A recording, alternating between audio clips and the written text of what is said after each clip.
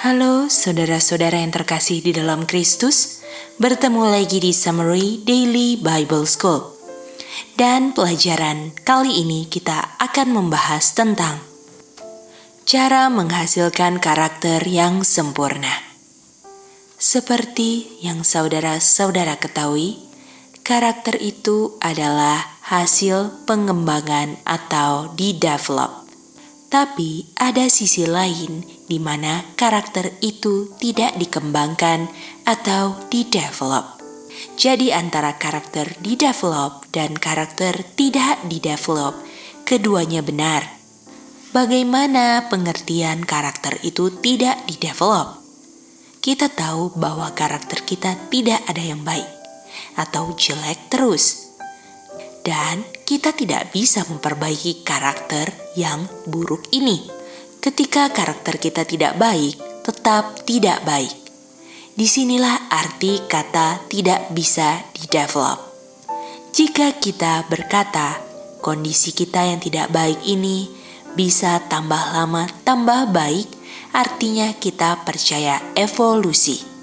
Karena evolusi percaya bahwa bumi ini diciptakan dalam ribuan tahun, sedangkan Tuhan menjadikan bumi ini dalam satu kali berfirman langsung very good.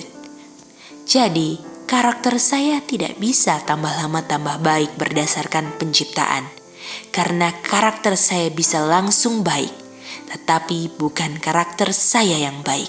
Pertanyaannya, jadi karakter siapa yang baik? Karakter baik yang saya miliki adalah karakternya Tuhan Yesus, yang adalah righteousness, the end of the law. Dan karakter itu dihasilkan dalam kemanusiaannya, dalam sinful flesh. Jadi karakter sempurnanya itu dihasilkan dalam pilihannya sebagai manusia. Jadi kalau ada yang baik dihasilkan, itu milik Tuhan Yesus. Artinya kalau saya mau ada yang baik di dalam saya harus menerima miliknya Tuhan Yesus. Dan inilah namanya saudara-saudara, righteousness by faith. Artinya, Bapa bisa membenarkan saya karena Bapa melihat anaknya punya karakter ada di dalam saya. Jadi ketika saya di-justify, semuanya by faith. Apa yang saya terima bukan hasil kerja saya. Bagian saya cuma percaya. Dan ketika saya percaya saya tidak melayani daging saya lagi. Di mana ketika saya menerima Tuhan Yesus punya karakter, suami saya harus terlebih dahulu mati. Jadi kuncinya suami saya dosa harus mati dulu. Cara suaminya mati bagaimana? Di-abolish, dipakukan di kayu salib. Artinya saya harus kasih dosa saya ke Tuhan Yesus. Karena Tuhan Yesuslah yang dipakukan di kayu salib. Dan benar-benar saudara-saudara, dosa itu harus diberikan kepada Tuhan Yesus, harus menjadi kenyataan hidup saya. Kita harus tunjukkan dalam tindakan kita. Bukan hanya bilang percaya saja, karena ini berhubungan dengan keselamatan kita. Jadi, waktu saya punya suami, dipakukanlah suami saya di kayu salib. Di mana ayatnya waktu suami dipakukan? Di Galatia 5 ayat 24, di mana dikatakan, semua yang adalah milik Kristus memakukan affection and lust, atau memakukan keinginan daging dan segala hawa nafsunya. Jadi artinya suami tua saya disalibkan, saya pakukan keinginan daging saya. Saudara-saudaraku, keselamatan itu harus kita rencanakan. Kalau tidak kita rencanakan, artinya kita sedang merencanakan kegagalan. Jadi, kalau saya tidak ada rencana untuk selamat, artinya saya rencana untuk hilang. By doing nothing, you are planning to fail. Dengan tidak melakukan apa-apa, engkau sedang merencanakan untuk gagal. Pengakuan kita tidak diterima kalau kita punya keinginan daging dan hawa nafsu tidak dipakukan di kayu salib. Pengakuan kita baru namanya pengakuan kalau kita benar-benar memakukan daging kita. Dan kalau daging kita dipakukan, kita baru bisa bilang di Galatia 2 ayat 20, I am crucified with Christ. Nah, sekarang pertanyaannya, ketika saya bersama-sama dengan Kristus mati disalibkan, apa itu artinya? Sebelumnya mari kita jawab, apa sih yang membuat saya bisa memakukan lust and affection, Galatia 5:24. Karena saya melihat Kristus disalibkan. Di 2 Korintus 3 ayat 18, dengan melihat saya dirubahkan, dengan melihat Kristus disalibkan, saya menyalibkan diri saya. Saya menyalibkan affection and lust. Jadi, Kristus harus disalibkan dahulu, baru saya disalibkan bersama Dia. Jadi artinya saya disalibkan bersama-sama Kristus, itu artinya saya sudah melihat Kristus disalibkan sehingga saya pun disalibkan.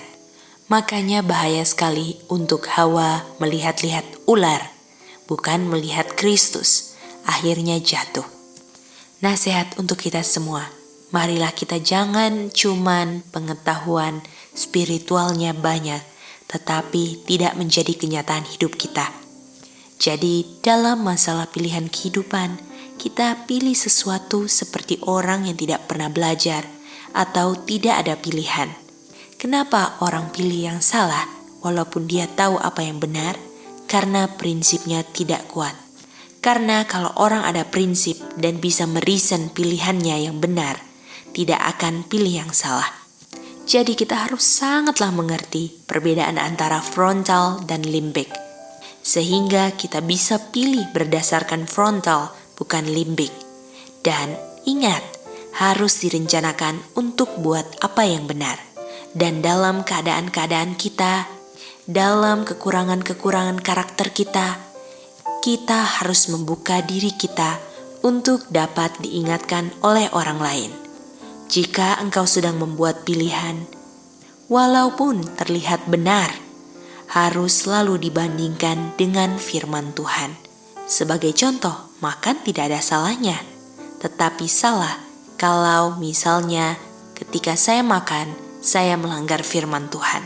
Jadi sesuatu yang benar bisa saja salah kalau dibandingkan dengan prinsip firman Tuhan. Banyak orang dalam situasi kondisi tertentu membuat pilihan seperti tidak pernah mendengar kebenaran. Dan mau bilang apapun, seperti seakan-akan pilihannya cuma itu saja. Sangatlah sulit untuk menolong orang yang pikirannya sudah menganggap dirinya benar. Kita berikan saja kebebasan dia untuk memilih, dan tidak heran kalau pilihannya masuk jurang, dan mudah-mudahan dia sadar. Banyak juga orang dalam membentuk karakter sudah memilih yang salah, tetapi memakai alasan masih berjuang, saya kan masih struggle. Kata struggle itu dapat digunakan ketika orang masih mau memilih antara yang benar dan salah. Ketika engkau sudah membuat pilihan yang salah, itu bukan struggle lagi, tetapi engkau sudah memilih yang salah. Kenapa orang pakai alasan masih berjuang, struggle? Karena sebenarnya ada sesuatu yang belum bisa diserahkan atau di-give up kepada Tuhan Yesus. Pada intinya adalah, prinsip adalah untuk sesuatu yang diterapkan dalam situasi kehidupan.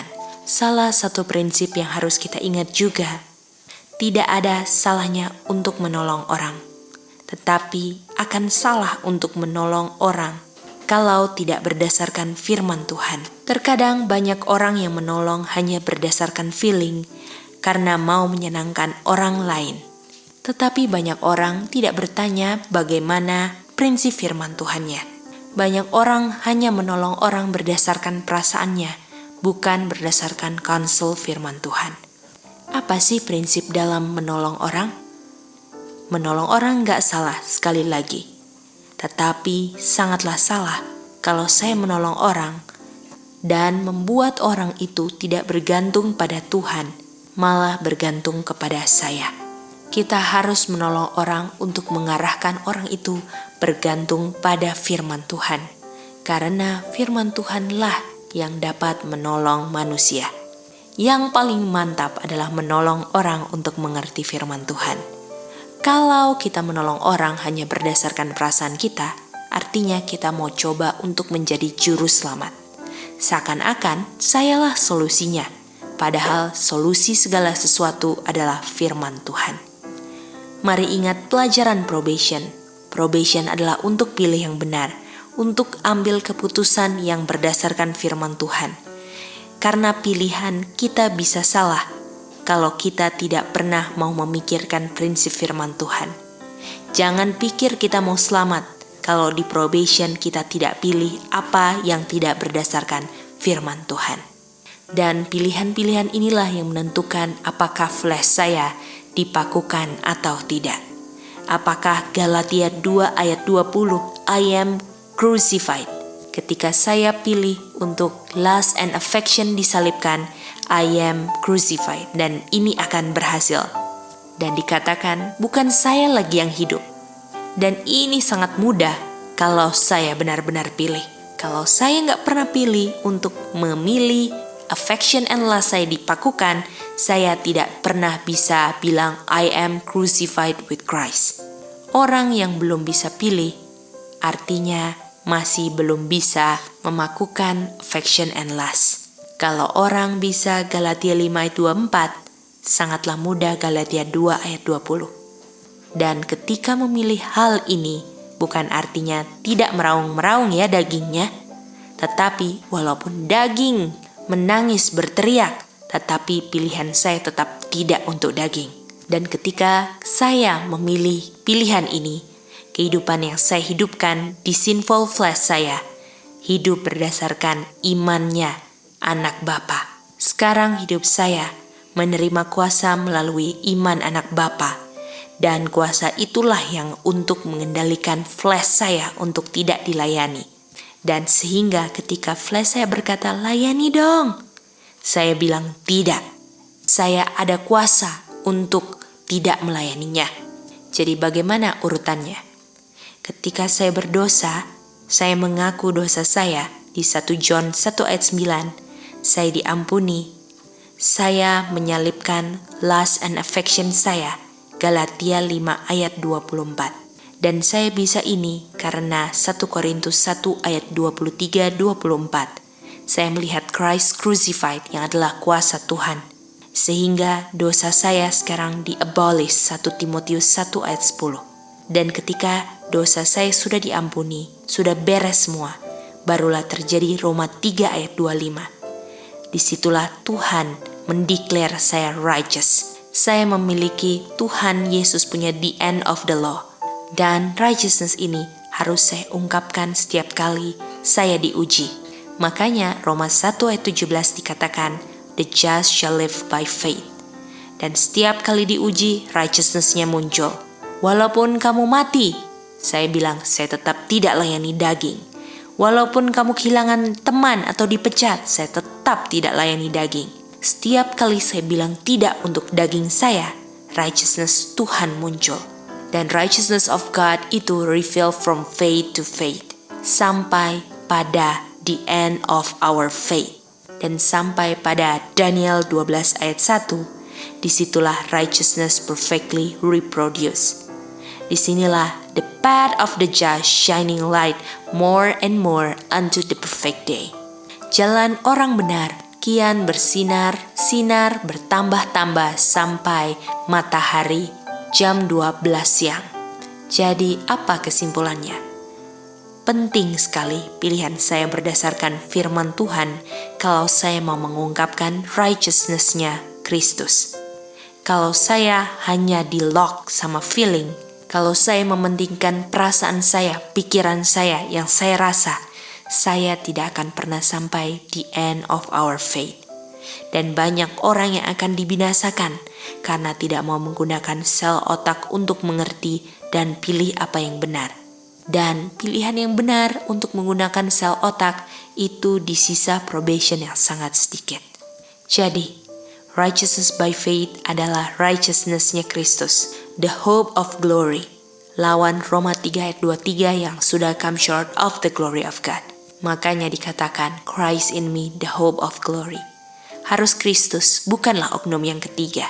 Karena yang saya perlukan adalah Kristus yang menghasilkan karakter sempurna, bukan Roh Kudus yang dibilang sebagai oknum ketiga.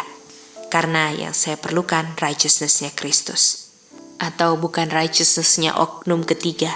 Karena oknum yang ketiga ini tidak pernah mengerti ketika saya menjadi manusia, karena yang menjadi manusia sinful flesh adalah Tuhan Yesus. Apa kesimpulan terakhirnya? Cuman ada dua pilihan. Pilihlah yang daging tidak sukai. Itulah yang akan crucified, salibkan. Kita punya keinginan daging dan hawa nafsu. Selamat berjuang untuk pilih yang benar. Terima kasih sudah mendengarkan summary kali ini. Kita bertemu lagi di summary berikutnya. Tuhan memberkati kita semua.